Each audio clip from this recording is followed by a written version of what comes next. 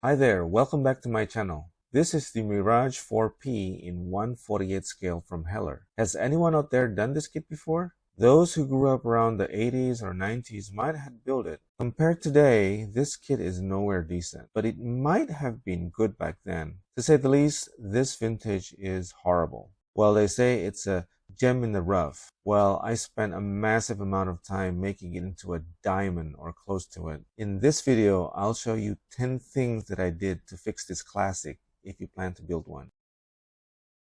The cockpit is very basic, so there are several things that you can do.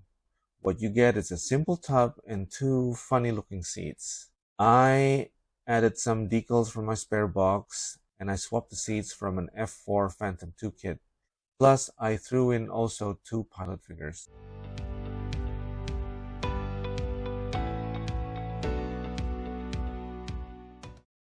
This kit is simple and it came with very few parts. The plastic is very thick and I noticed that none of the parts fits very well. All the surface details are raised too. When I slapped them together, my first job was to fix all the joints. Whatever the angle I use, the parts won't fit very well. My major target is to glue the parts as best as I could so that I could avoid extra cutting and putty.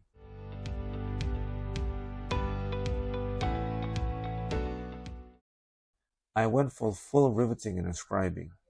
I found that I cannot save the original panel lines due to the extensive sanding and filling, and there was no other point of interest in the kit. This process just took a very long time. There is no glamour in making rivets and new panel lines. It's a tedious, slow, and meticulous process. It needs a steady hand, keen eyes, and sharp tools. There were many scribing accidents. I made mistakes when pulling the scriber, when making rivets, and I had to cover the scars and redo it again.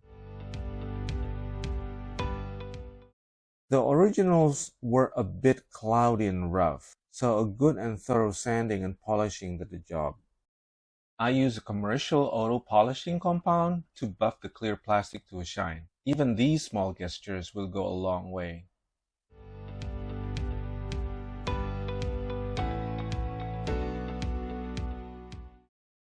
Here's another point of interest. The original pieces had few details. So the first is basically a lot of cleaning to do. I added many small details.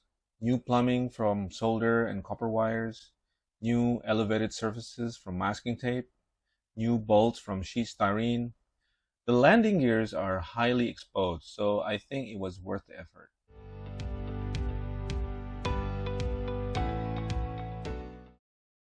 Again, I tried to make this model more interesting, and one of them are the flaps.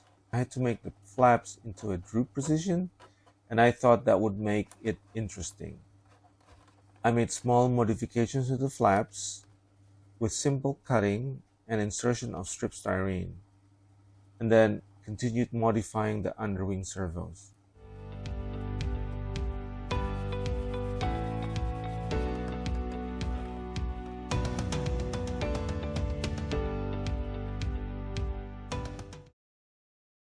I gave the model the standard French Air Force two-tone green and gray camouflage. The only challenge I had was trying to make the camo more lively. Large areas covered with only one or two colors are relatively boring and hard to impress.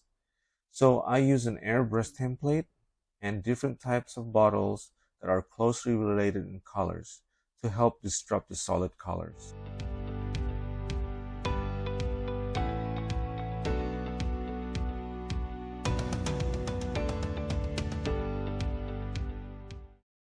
This is kind of a small thing, but I thought even I had to make some detailing to the exhaust nozzle. It was simply just rescribing the panel lines and adding some details using styrene sheet.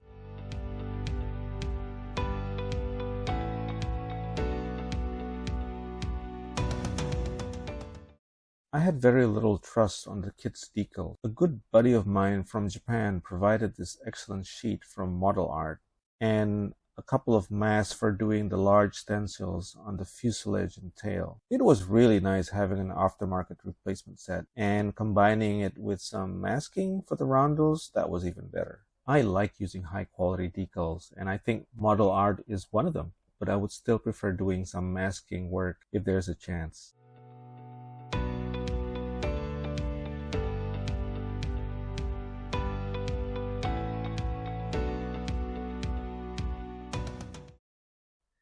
I like to see my models weathered as operational vehicles.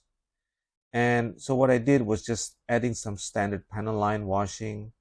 And besides that, I only used a few spots for chipping, showing off some of the aluminum and primer.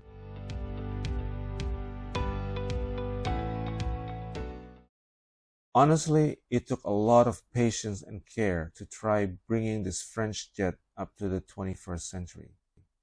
This is not an easy kit to work on. It's only proper that I try it as best that I can to elevate the subject in par as close to other modern kits. As Heller is the only one that offers the Mirage 4, I do hope that one day somebody is making a new mold for this iconic Cold War bomber. Thank you for watching and see you soon. Bye for now.